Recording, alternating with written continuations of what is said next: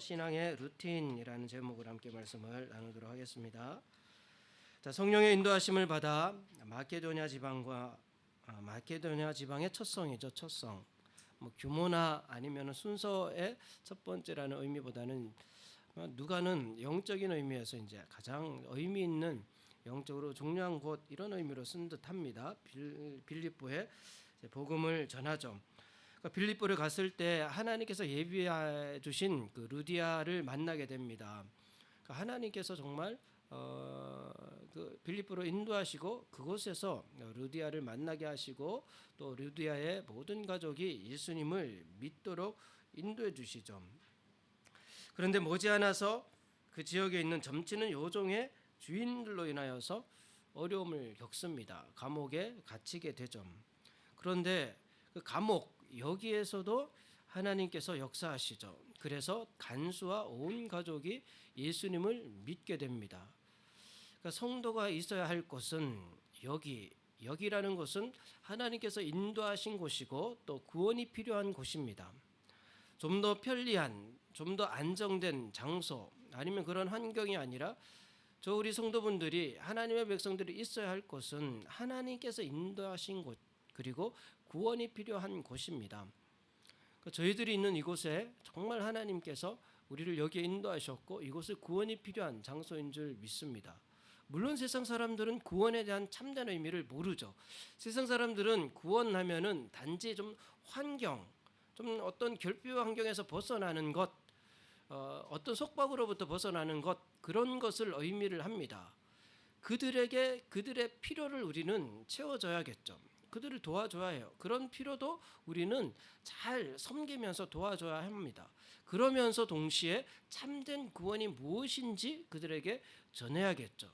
예수가 그리스도다라는 사실을 그들에게 전할 때 성령께서 권능으로 역사하시고 그곳에 있는 사람들이 예수님을 믿게 되고 참된 구원을 얻게 되는 역사가 일어나요.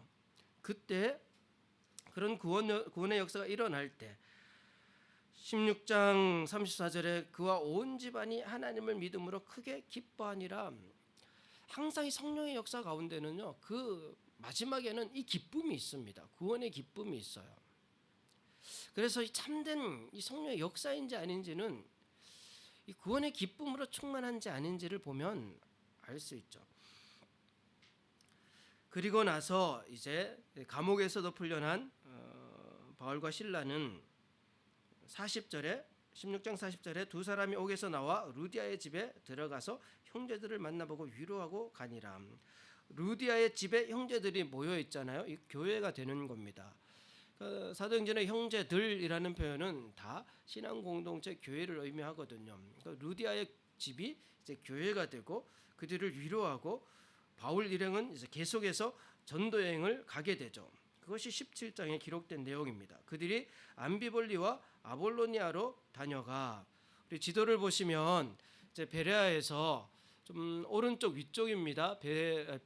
빌립보에서 이제 조금 내려가면은 암비볼리 그리고 거기에서 조금 더 내려가면 아볼로니아. 사실 이 암비볼리와 아볼로니아라는 두 도시도 꽤 큰 도시예요. 한 40, 50km 정도 떨어져 있는 곳인데 사실 두 도시는 빌립보다 더 큰 도시입니다. 그런데도 바울은 두 도시를 그냥 지나치고 이제 데살로니가로 가게 돼요. 왜냐하면 이 데살로니가가 이 마케도니아 지역의 수도였습니다. 키케로는 로마 유명한 정치가이면서 철학가죠. 우리 지방의 심장이라고 그렇게 표현을 했습니다. 그 정도로 정치와 경제와 모든 부분에 이제 중심이었던 그 데살로니가. 아마 바울은 빨리 데살로니가로 가서 복음을 전해야지 하는 마음에서 두 도시를 그냥 지나친 듯합니다. 그리고 이 데살로니가를 마케도니아 지역에 있는 복음의 이 요충지, 여기에서 마케도니아에 있는 모든 지역에 내가 복음을 전해야지라는 생각으로 아주 중요하게 여기면서 이곳을 가게 되죠. 그리고 정말 이 데살로니가는 바울의 기대대로 이 지역의 중심 거점이 됩니다. 복음의 거점이 돼요. 데살로니가 전서 1장 7절에 보면 그러므로 너희가 마케도냐와 아가야에 있는 모든 믿는 자의 본이 되었느니라 이렇게 기록하고 있습니다. 정말 이 데살로니가에 있는 성도들이 마케도냐와 아가야에 있는 모든 믿는 자의 본이 되었느니라. 주의 말씀이 너희에게로부터 마케도냐와 아가야에만 들릴 뿐 아니라 하나님을 향하는 너희 믿음의 소문이 각처에 퍼졌으므로 우리는 아무 말도 할 것이 없노라. 정말 이런 좋은 교회가 이제 데살로니가에 세워진 거죠. 근데 사실 이 데살로니가의 복음이 뿌리 내리는 과정은 결코 순탄하지 않습니다. 이 마케도냐 아가야 지역을 이제 오늘날에는 발칸 반도라고 합니다. 발칸 반도. 오늘날 이 발칸 반도 지역이요 유럽의 화약고라고도 해요. 그 지역에 있는 사람들은요 성격이 아주 험합니다. 지금도 오늘날도 그래요. 오늘날도 거기 여러 가지 분쟁의 요소들이 아직 남아 있거든요. 여기에 있던 그 유대인들, 데살로니가에 있던 유대인들은 유독 또 과격한 사람들이었습니다. 그래서 그들로 인하여서 방해를 받는데요. 17장 5절에 보시면은 그러나 유대인들은 시기하여 저자의 어떤 불량한 사람들을 데리고 때를 지어 성을 소동하게 하여, 이 저자의 어떤 불량한 사람들이라는 표현은 킹 제임스 버전에 보면요 더 비열한 자들 중에서도 아주 음탕한 자들 이렇게 번역을 했어요. 아주 비열한 자들 중에서도 가장 악한 자들. 그러니까 악질 중에서도 악질인 그런 사람들을 막 동원해서 유대인들이 소동을 일으킨 거예요. 그 소동이 사실은 우리가 생각하는 것보다 아주 큰 소동이었어요.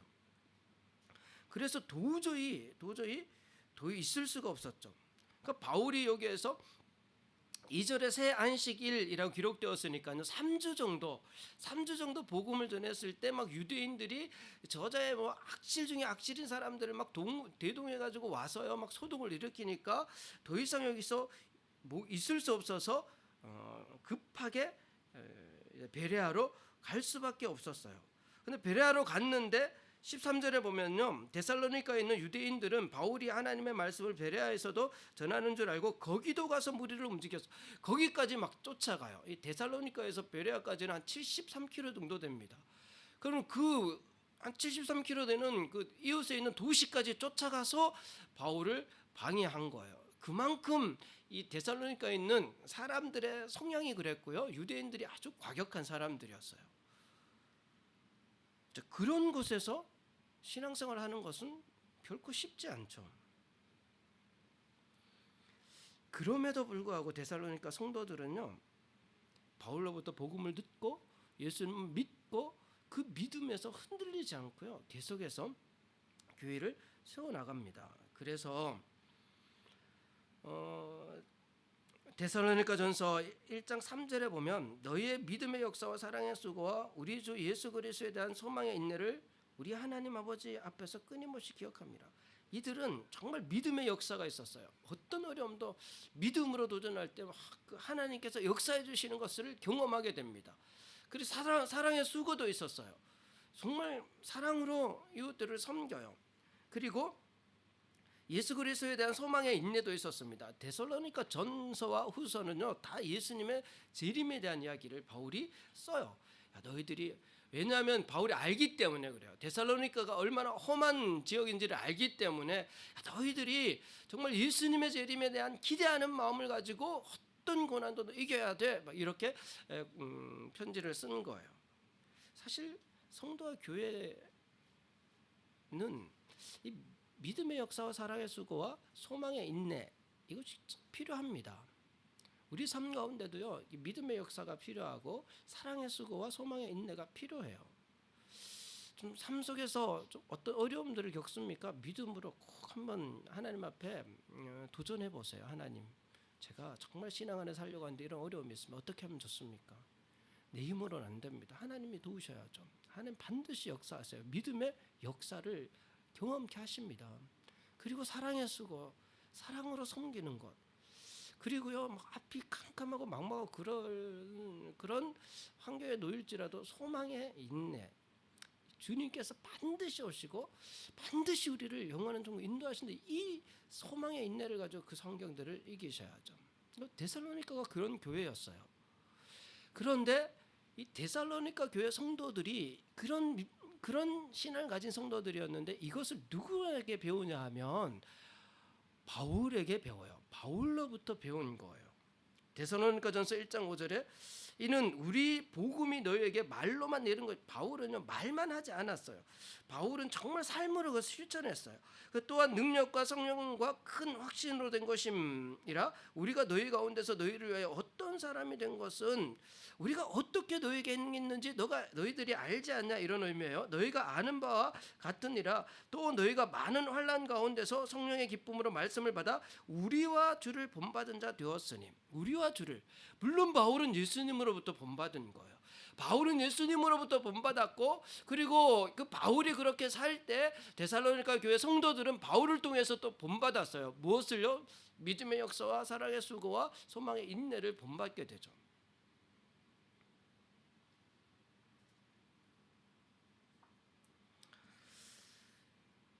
근데 바울은 데살로니가에 좀 더 머물면서 복음을 전하기를 원했지만 오래 머물 수가 없었습니다. 새 안식일에 성경을 한 3주 정도 데살로니가에서 복음을 전하고 나니까 이 유대인들이 막 불량배들까지 동원해서 찾아왔어요. 도저히 더 이상 데살로니가에 있을 수 없는 상황이 되었어요. 그래서 급하게 10절에 밤에 형제들이 곧 바울과 실라를, 밤에 형제들이 곧, 그러니까 형제들이, 데살로니가의 형제들이 있었다라는 말은 이미 데살로니가 교회가, 신앙 공동체가 형성이 된 거예요. 그리고 막 급하게 곧 이제 바울을 배려하러 이제 가도록 하는 거죠. 그 뒤에 다시 좀 잠잠해지면 다시 데살로니가에서 돌아가서 복음을 전해야지라는 마음이 있었어요. 근데 데살로니가 2장 17절에 형제들아 우리가 잠시 너희를 떠난 것은, 그러니까 잠시 떠났다 다시 가려는 마음이 있었죠. 떠난 것은 얼굴이요 마음이 아니니 너희 얼굴 보기를 열정으로 더욱 힘썼노라. 그래서 꼭 다시 가야지 이런 마음이 있었어요. 그러므로 나 바울은 한 번 두 번 너희에게 가고자 하였으나 사탄이 우리를 막았도다. 이게 참 쉽지 않았어요. 그 데살로니가 유대인들이 그 과격한 유대인들이 막 눈에 불을 켜고 바울이 다시 이제 데살로니가 오지 못하도록 막았던 거예요. 그래서 다시 가지는 못합니다. 그런데 그 짧은 기간이지만 한 달 정도의 기간이지만요, 바울은요 정말 혼신의 힘을 다해서 복음을 그들에게 전하죠. 데살로니가전서 2장 8절에 우리가 이같이 너희를 사모하여 하나님의 복음뿐 아니라 우리의 목숨까지도 너희에게 주기를 기뻐함은 너희가 우리의 사랑하는 자됨이라. 형제들아 우리의 수고와 애쓴 것을 너희가 기억하리니 너희 아무에게도 폐를 끼치지 아니하려고 밤낮으로 일하면서 너희에게 하나님의 복음을 전하였노라. 우리가 너희 믿는 자들을 향하여 어떻게 거룩하고 옳고 흠없이 행하였는지에 대하여 너희가 증인이요 하나님도 그러하시도다. 바울은 정말 온 마음을 다해서 혼신의 힘을 다해서요 복음을 전합니다. 그리고 그 모든 삶이요 예수님을 닮아서 정말 공의롭게 정말 그 말씀대로 데살로니가의 성도들에게 말씀을 전했어요. 사실 목회자들은 이런 삶을 본받아야겠죠. 바울과 같은 삶, 정말 혼신의 힘을 다해서 한 영혼을 위해서 이 복음을 전할 수 있어야 하는데 저도 참 이런 말씀을 묵상하면서 스스로 많이 회개해요. 하나님 부족함을 용서하여 주시고 저에게도 이 바울 같은 마음을 주시옵소서. 바울과 같은. 그래서 오늘 본문을 통해서요 저와 여러분이 바울과 같은 그 신앙의 태도를 함께 배우는 은혜가 있기를 바랍니다. 바울과 같은 신앙의 태도, 예수님을 본받은 바울의 그 신앙의 태도를 저와 여러분도 본받을 수 있게 되기를 바라요. 자, 오늘 본문 데살로니가 교회와 베레아 교회 두 교회를 통해서 그리고 그것을 복음을 전한 바울을 통하여서 저와 여러분이 두 가지를 함께 나누고 배우기를 원합니다. 첫째는 이 바울은 그 전도자의 삶을 살면서 자신만의 신앙의 루틴을 만들었다는 거예요. 자, 2차 전도 여행을 시작하면서 이제 17장 1절에 이제 데살로니가로 가죠. 데살로니가에 가서 이르니 거기에 유대인의 회당이 있는지라 바울이 자기의 관례대로 그들에게로 들어가서 새 안식일에 성경을 강론하며 뜻을 풀어 그리스도가 해를 받고 죽은 자 가운데서 다시 살아나야 할 것을 증언하고 이르되 내가 너에게 전하는 이 예수가 곧 그리스도라 하니. 자, 여기에서 말하는 2절에서 바울이 이야기하는 자기의 관례대로, 이게 뭘까요? 자기의 관례대로. 카나데토 에이오도스 토 파우로, 이런 헬라어로는 그 에이오도스라는 단어는 그 습관, 늘 하던 익숙한 일, 이런 의미를 가지는데요. 그 단지 이제 습관이 아니에요. 에이오도스 토 파우로, 바울이 자기의 관례, 자기가 해왔던 익숙한 자기만의 어떤 관례를 만든 거예요. 아마도 누가는 요 본문을 기록하면서요, 예수님을 떠올리면서 기록한 듯해요. 누가복음 4장 16절에 예수께서 그 자라나신 곳 나사렛에 이르사 안식일에 늘 하시던 대로 회당에 들어가사 성경을 읽으려고 소심해. 카타토 에이오도스 아우토, 예수님이 자신의 관례대로, 이런 의미예요. 예수님께서 자신의 관례대로. 자, 회당에서, 여기서 말하는 성경은 구약이죠. 구약의 말씀을 읽는 것은 유대인들도 하는 거예요. 그런데 그 유대인들이 하는 것과 예수님이 하신 것은 달라요. 유대인들이 회당에서 하는 것과 바울이 하는 것은 다릅니다. 그래서 그냥 관례대로라고 하지 않고 자기의 관례대로, 주님께서 그 관례대로 이렇게 표현을 한 거예요. 누가는 그렇게 기록을 한 겁니다. 그러니까 일반 사람들이 하는 그 습관이 아니라 당시에 그 유대인들이 하는 그 관습대로 하는 것이 아니에요.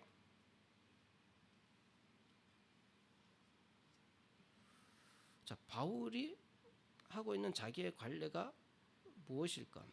그 바울은요, 항상 도시에 가서 먼저 유대인들이 모이는 회당에 갑니다. 회당에 가서 성경을 강론해요. 성경을 그냥 읽지 않고 강론합니다. 누가복음에서도 예수님께서 회당에서 말씀을 하실 때 이사야의 말씀을 풀어서 설명을 하세요. 그런데 당시의 유대인들은 그냥 성경을 읽습니다. 습관적으로 읽을 뿐이에요. 그 뜻이 무엇인지 깊이 생각하지 않아요. 그냥 읽을 뿐이었어요. 그냥 습관적으로 읽는 것과 예수님께서 말씀을 풀어 설명하는 것은 달라요. 그리고 바울은 회당에서 성경을 가지고 강론을 해요. 그냥 읽지 않습니다.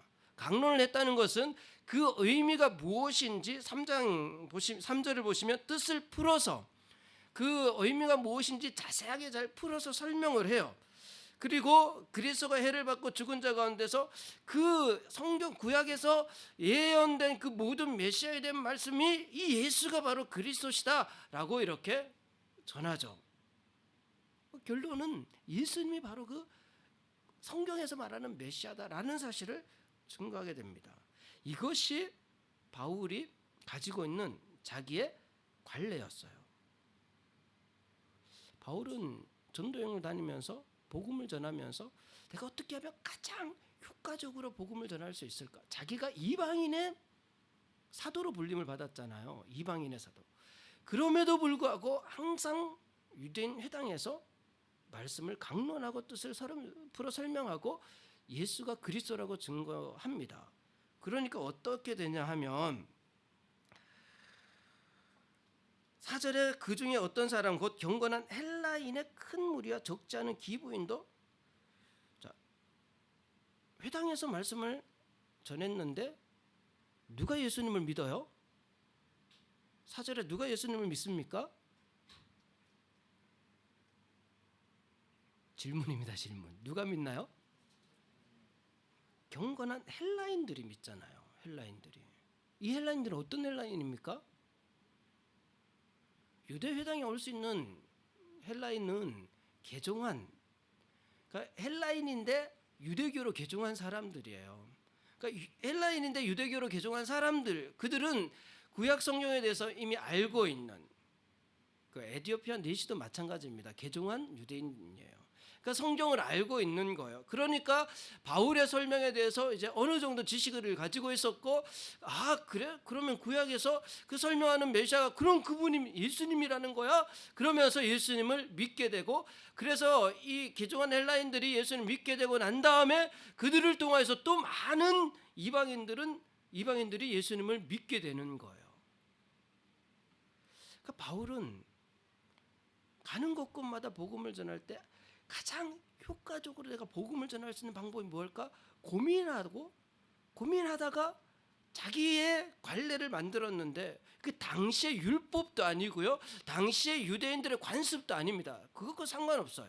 바울은 자기의 관례를 만들었어요. 복음을 가장 효과적으로 전하기 위한 관례를 만들었고, 그래서 가는 곳곳마다 이 관례대로 바울은 복음을 전하게 됩니다. 이런 것을 좀 적당한 단어가 있을까 찾아보니까요, 한국 단어에는 좀 적당한 단어가 없어요. 그래서 번역도 어떻게 번역했는데 자기의 관례대로 이렇게 번역을 해놓은 거예요.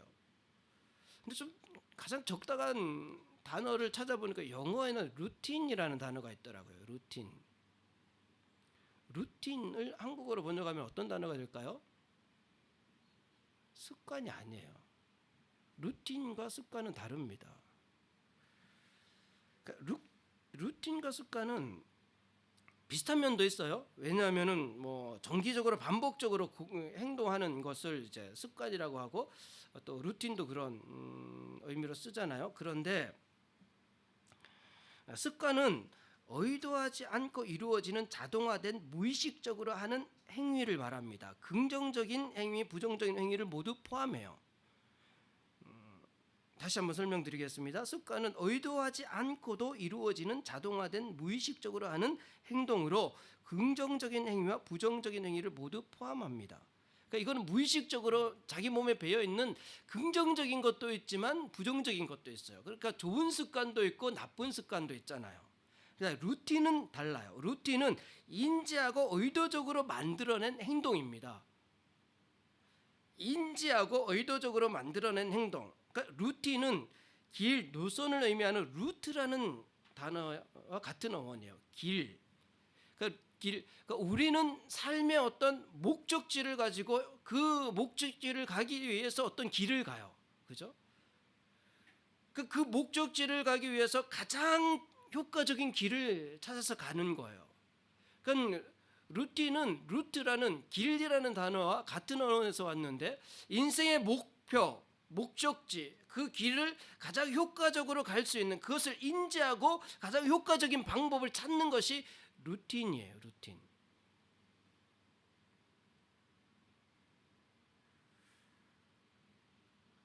바울은 복음을 전하기 위한 가장 효과적인 방법을 찾았어요. 그것이 자기의 관례였어요.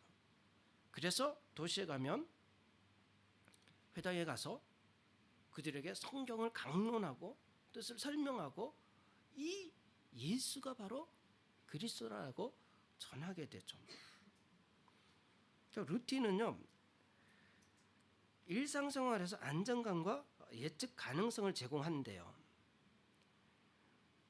그러니까 안정감과 예측 가능성을 제공합니다. 이 말은 예기치 못한 고난이나 장애물을 에도 흔들리지 않고 지속해서 그 길을 갈 수 있는 힘을 제공하는 거예요. 루틴은. 그럼 보통 운동선수들이 루틴을, 그래서 어떤 징크스에서도요, 이 꾸준하게 그 루틴대로 할 때 그 징크스를 극복하게 되는 것을 볼 수 있어요. 그러니까 복음을 전하다가도 우리는 장애물을 만나죠. 바울도 장애물을 만나요. 5절에 보시면은 유대인들은 시기하여 저자의 어떤 불량한 사람들을 데리고 와서 막 그 때를 소동을 일으키니까, 그러니까 이 고난이라는 것이 우리 삶 속에서도요, 뭐 고난이 언제 어떻게 찾아올지 몰라요. 뭐 사탄이 우리를 넘어뜨리려고 여러 가지 방해를 하는데, 뭐 그 물질적인 어려움을 줄 수도 있고요, 건강에 어려움을 줄 수도 있고요, 관계에 어려움을 줄 수도 있고요, 여러 가지 뭐 돈에 대한 유혹이 있을 수도 있고요, 또 뭐 여러 가지 유혹들이 있을 수 있죠. 그러나 뭐 몇 가지 그런 사탄의 공격의 루트가 있습니다. 그런데 언제 어떤 방법으로 어느 강도로 찾아올지 몰라요. 우리 예측할 수 없어요. 그 바울도 영적 싸움이 있는 것을 알지만 이 데살로니가에서 이 소동이요 감당하기 힘들었어요. 그래서 10절에 밤에 형제들이 곧 바울과 실라를 베레아로 보내니 급하게 갈 수밖에 없었어요. 그러면 바울 입장에서는 어떻겠습니까? 뭐 억울함이 있을 수도 있고 불안함이 있을 수도 있고 내가 다시 데살로니가 가야 되는데 하는 그런 뭐 마음, 복잡한 마음이 있을 거 아니에요? 그 베레아로 가서 그 거기에 가서 이제 마음이 막 복잡하면은 내가 다시 데살로니가 가야 되는데 이 베레아는 내가 생각지도 못하고 여기까지 왔는데 여기서는 또 복음을 어떻게 전해? 뭐 다시 처음부터 시작해야 되는데 어디서부터 시작해야 돼? 막 이런 불안정함이 없어요. 바로 어떻게 합니까? 베레아로 가서 바로 어떻게 해요? 성경을 보세요. 저를 보지 마시고 10절에 뭐라고 기록되어져 있습니까? 밤에 형제들이 곧 바울과 실라를 베레아로 보내니 그들이 이르러 유대인의 회당에 들어가니 또 거기에서 자기의 관례대로 거기에서 바울은요 뭐 그것 때문에 흔들리고 불안정하고 뭐 그런 게 없어. 또 거기 가면은 그래 여기에서 또 회당에 가서 또 그들에게 성경을 강론하고 뜻을 풀어 설명하고 예수가 그리스도 또 전하는 거예요. 베레아까지 또 막 그 유대인들이 찾아와서 또 어려움을 겪잖아요. 그 또 가야 됐었어요. 아덴으로 가야 됐습니다. 그 아덴으로 가서는 어떻게 했을까요? 아덴으로 가서는요 17장 17절에 또 회당에서 복음을 전해요. 그러다가 고린도로 가서도 마찬가지입니다.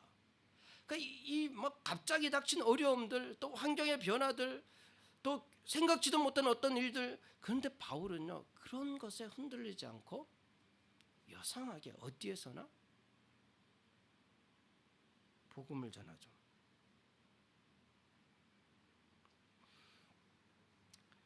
보도 셰퍼가 쓴 그 이기는 습관, 이 책을 읽으신 분들도 있을 거예요. 거기에 보면 이런 내용이 있습니다. 하루의 일부를 반복되는 일로 채워라.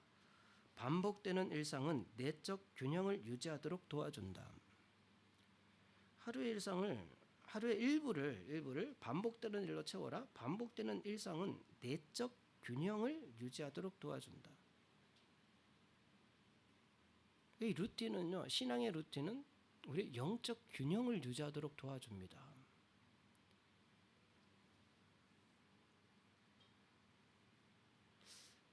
바울은 예수님을 본받아서 복음을 전하기 위한 가장 효과적인 방법을 찾아냈고 그 방법대로 어디에서나 복음을 전합니다. 고난이 닥칠 때도 흔들리지 않고 계속해서 그 일을 하는 것을 볼 수 있어요. 내적 균형, 영적 균형을 가지고 흔들리지 않고 그 일을 계속합니다. 저와 여러분의 신앙의 루틴 뭐가 있을까요? 내가 하나님을 믿는 예수 그리스도를 믿고 정말 성도로 사는데 가장 효과적으로 가장 진실하게 가장 정말 참된 신앙인으로 살기 위해서 나에게 필요한 것을 찾으셔야죠.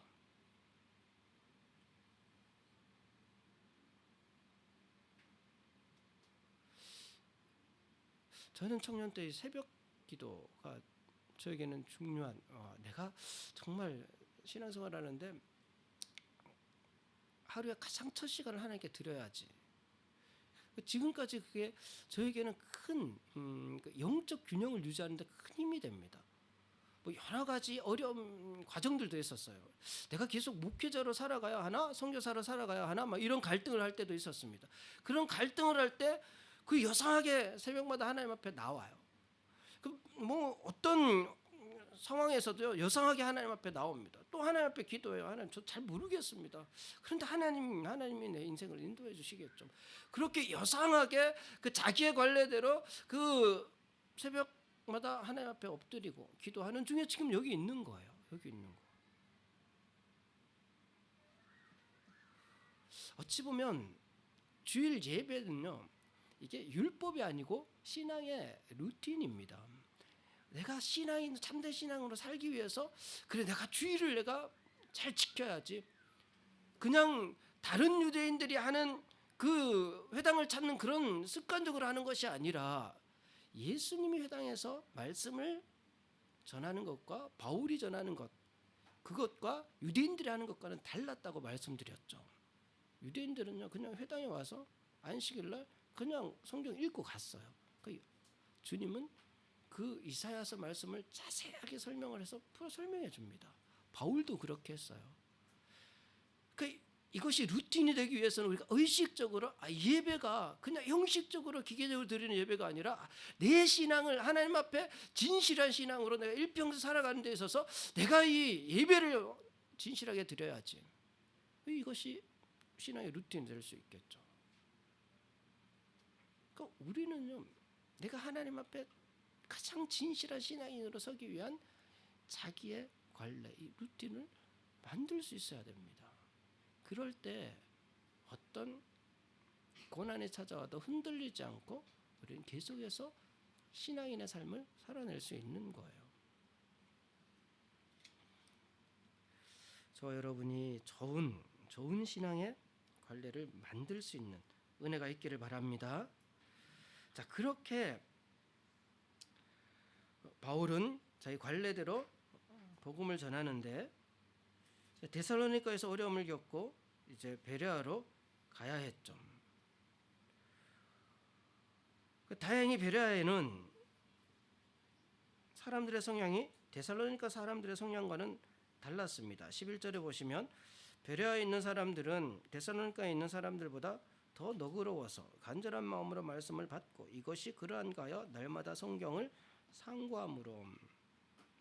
그 많은 사람들이 12절에 그 중에 믿는 사람이 많고 또 헬라의 귀부인과 남자가 적지 아니하나. 그러니까 많은 사람들이 예수님 막 믿기 시작한 거예요. 그런데 13절에 데살로니가에 있는 유대인들은 바울이 하나님의 말씀을 베레아에서도 전하는 줄을 알고 거기도 가서 무리를 움직여 소동하게 하거늘 형제들이 곧 바울을 내보내어 바다까지 베레아에는요 오래 있을 수도 없었어요. 아마 데살로니가보다 더 짧은 기간 복음을 좀 전하고 한두 주 지나니까. 그런데 거기 믿는 사람들이 있었어요. 그럼 또 이제 데살로니가 유대인들이 찾아와서 다시 또 옮겨가야 했습니다.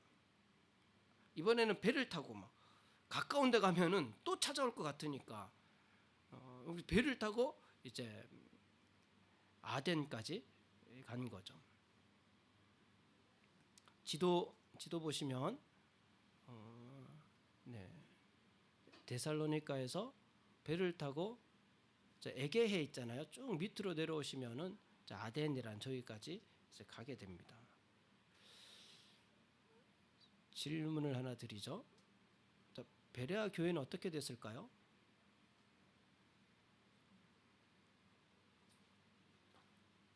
베레아 교회는 어떻게 됐을까요? 성경에 빌립보, 데살로니가 교회, 고린도 교회 이런 자주 나오잖아요. 사도행전에 더 이상 베레아 교회에 대한 이야기는 나오지 않고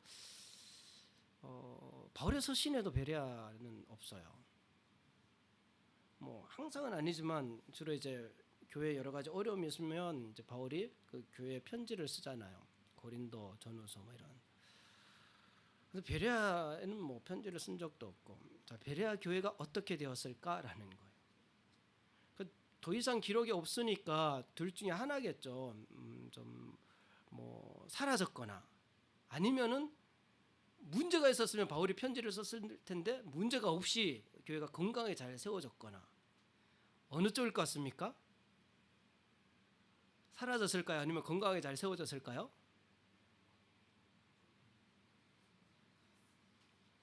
다행히 베레아라는 단어가 다시 한번 나옵니다. 이 사도행전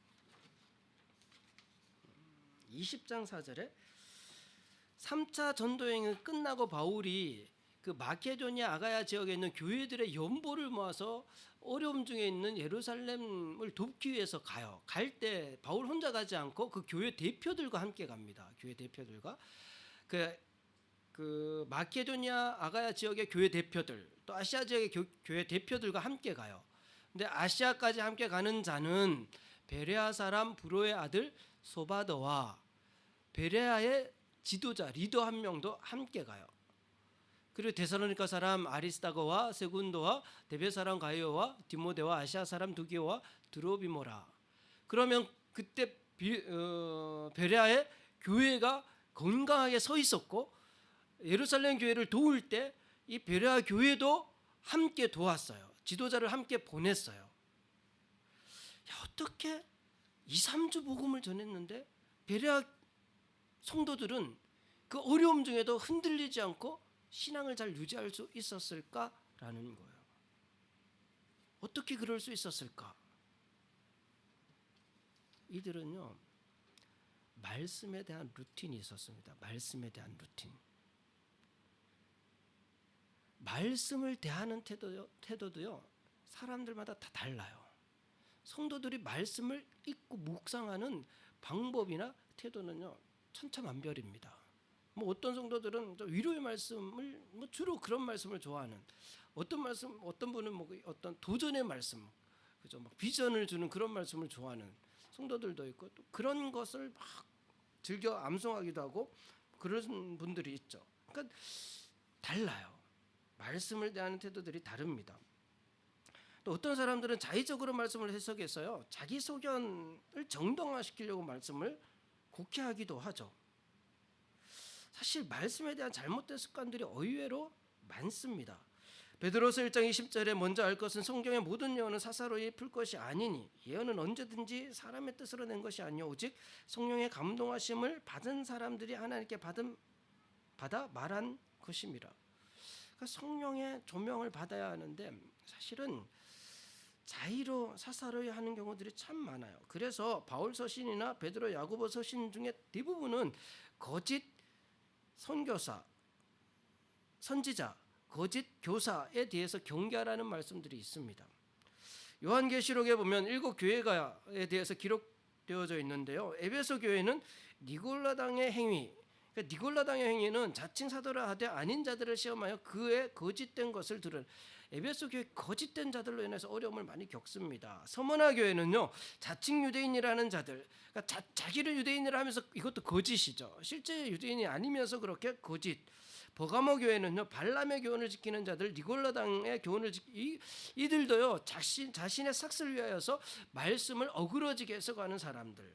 두아디라 교회는 자칭 선지자라는 여자 이세벨, 그건 이 거짓 선지자. 그러니까 이 7 교회가 하나같이 어려움을 겪는데 뭐 때문에 어려움을 겪냐면요, 거짓 선지자들 때문에 어려움을 겪어요. 그러니까 교회가 어려워지는 것은 말씀에 대한 바른 태도가 아니라 말씀을 자꾸만 잘못 해석하니까 교회는 어려워져요. 그러니까 말씀에 대한 바른 태도를 가지는 것이 참 중요합니다. 근데 대표적인 교회가 베레아 교회예요. 말씀에 대한 바른 태도, 말씀에 대한 바른 루틴을 가진 성도들이 베레아 성도들입니다.